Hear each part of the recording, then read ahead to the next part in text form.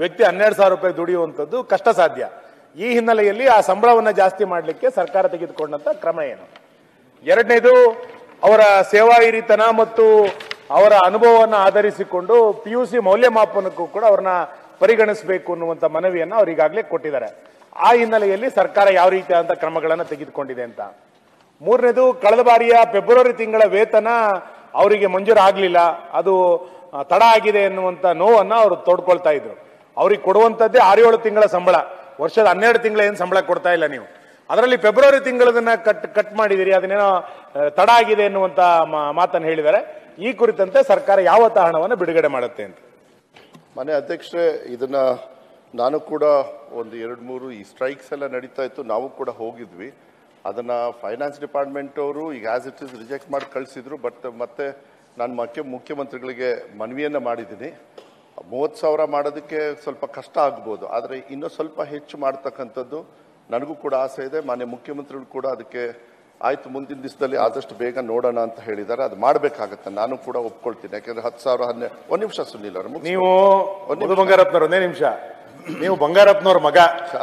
ಬಂಗಾರಪ್ಪನವರು ಎಷ್ಟು ಧಾರಾಳವಾಗಿದ್ರು, ಎಂತೆಂತ ಯೋಜನೆಗಳನ್ನ ದಿಟ್ಟತನದಿಂದ ಕೊಟ್ಟರು ಗೊತ್ತಿದೆ. ಆ ಬಂಗಾರಪ್ಪನವ್ರ ಮಗ ಅನ್ನೋ ರೀತಿಯಲ್ಲಿ ಆನ್ಸರ್ ಮಾಡಿ. ಇನ್ಯಾರು ಆರ್ಥಿಕ ಇಲಾಖೆ ಕೊಡ್ತಾರೆ, ಒಂದು ಆದೇಶ ಇವತ್ತು ಕೊಡಬೇಕು. 15,000ದಿಂದ 25,000 ಮಾಡ್ತೀವಿ, ಅದು ನಿಮ್ ತಾಕತ್ತು.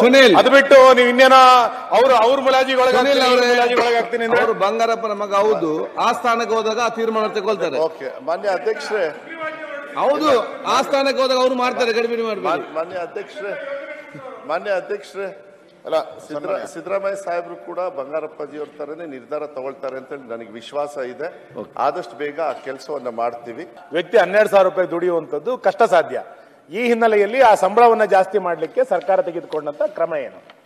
ಎರಡನೇದು, ಅವರ ಸೇವಾ ಹಿರಿತನ ಮತ್ತು ಅವರ ಅನುಭವವನ್ನು ಆಧರಿಸಿಕೊಂಡು PUC ಮೌಲ್ಯಮಾಪನಕ್ಕೂ ಕೂಡ ಅವ್ರನ್ನ ಪರಿಗಣಿಸಬೇಕು ಅನ್ನುವಂಥ ಮನವಿಯನ್ನು ಅವ್ರು ಈಗಾಗಲೇ ಕೊಟ್ಟಿದ್ದಾರೆ. ಆ ಹಿನ್ನೆಲೆಯಲ್ಲಿ ಸರ್ಕಾರ ಯಾವ ರೀತಿಯಾದಂಥ ಕ್ರಮಗಳನ್ನು ತೆಗೆದುಕೊಂಡಿದೆ ಅಂತ. ಮೂರನೇದು, ಕಳೆದ ಬಾರಿಯ ಫೆಬ್ರವರಿ ತಿಂಗಳ ವೇತನ ಅವರಿಗೆ ಮಂಜೂರಾಗಲಿಲ್ಲ, ಅದು ತಡ ಆಗಿದೆ ಎನ್ನುವಂಥ ನೋವನ್ನು ಅವರು ತೋಡ್ಕೊಳ್ತಾ ಇದ್ರು. ಅವ್ರಿಗೆ ಕೊಡುವಂಥದ್ದೇ 6-7 ತಿಂಗಳ ಸಂಬಳ, ವರ್ಷದ 12 ತಿಂಗಳ ಏನು ಸಂಬಳ ಕೊಡ್ತಾ ಇಲ್ಲ ನೀವು. ಅದರಲ್ಲಿ ಫೆಬ್ರವರಿ ತಿಂಗಳದನ್ನ ಕಟ್ ಮಾಡಿದಿರಿ, ಅದನ್ನೇನೋ ತಡ ಆಗಿದೆ ಎನ್ನುವಂಥ ಮಾತನ್ನು ಹೇಳಿದ್ದಾರೆ. ಈ ಕುರಿತಂತೆ ಸರ್ಕಾರ ಯಾವತ್ತ ಹಣವನ್ನು ಬಿಡುಗಡೆ ಮಾಡುತ್ತೆ ಅಂತ. ಮನೆ ಅಧ್ಯಕ್ಷರೇ, ಇದನ್ನ ನಾನು ಕೂಡ ಒಂದು 2-3 ಈ ಸ್ಟ್ರೈಕ್ಸ್ ಎಲ್ಲ ನಡೀತಾ ಇತ್ತು, ನಾವು ಕೂಡ ಹೋಗಿದ್ವಿ. ಅದನ್ನ ಫೈನಾನ್ಸ್ ಡಿಪಾರ್ಟ್ಮೆಂಟ್ ಅವರು ಈಗ ಆಸ್ ಇಟ್ ಇಸ್ ರಿಜೆಕ್ಟ್ ಮಾಡಿ ಕಳಿಸಿದ್ರು. ಬಟ್ ಮತ್ತೆ ನಾನು ಮುಖ್ಯಮಂತ್ರಿಗಳಿಗೆ ಮನವಿಯನ್ನ ಮಾಡಿದ್ದೀನಿ. 30,000 ಮಾಡೋದಕ್ಕೆ ಸ್ವಲ್ಪ ಕಷ್ಟ ಆಗ್ಬೋದು, ಆದರೆ ಇನ್ನೂ ಸ್ವಲ್ಪ ಹೆಚ್ಚು ಮಾಡ್ತಕ್ಕಂಥದ್ದು ನನಗೂ ಕೂಡ ಆಸೆ ಇದೆ. ಮಾನ್ಯ ಮುಖ್ಯಮಂತ್ರಿಗಳು ಕೂಡ ಅದಕ್ಕೆ ಆಯ್ತು ಮುಂದಿನ ದಿವಸದಲ್ಲಿ ಆದಷ್ಟು ಬೇಗ ನೋಡೋಣ ಅಂತ ಹೇಳಿದ್ದಾರೆ. ಅದು ಮಾಡಬೇಕಾಗತ್ತೆ, ನಾನು ಕೂಡ ಒಪ್ಕೊಳ್ತೀನಿ. ಯಾಕಂದ್ರೆ 10,000 ಒಂದು ನಿಮಿಷ ಸುನಿಲ್ ಅವರು, ನೀವು ಬಂಗಾರಪ್ಪನವರು ಒಂದೇ ನಿಮಿಷ, ನೀವು ಬಂಗಾರಪ್ಪನವ್ರ ಮಗ. ಬಂಗಾರಪ್ಪನವರು ಎಷ್ಟು ಧಾರಾಳವಾಗಿದ್ರು, ಎಂತೆಂತ ಯೋಜನೆಗಳನ್ನ ದಿಟ್ಟತನದಿಂದ ಕೊಟ್ಟರು ಗೊತ್ತಿದೆ. ಆ ಬಂಗಾರಪ್ಪನವ್ರ ಮಗ ಅನ್ನೋ ರೀತಿಯಲ್ಲಿ ಆನ್ಸರ್ ಮಾಡಿ.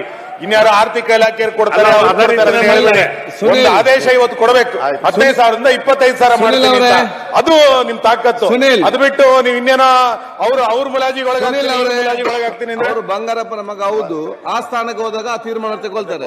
ಮಾನ್ಯ ಅಧ್ಯಕ್ಷರೇ, ಹೌದು, ಆ ಸ್ಥಾನಕ್ಕೆ ಹೋದಾಗ ಅವ್ರು ಮಾಡ್ತಾರೆ, ಗಡಿಬಿಡಿ ಮಾಡ್ತಾರೆ.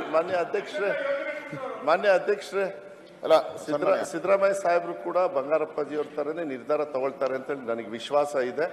ಆದಷ್ಟು ಬೇಗ ಆ ಕೆಲಸವನ್ನ ಮಾಡ್ತೀವಿ.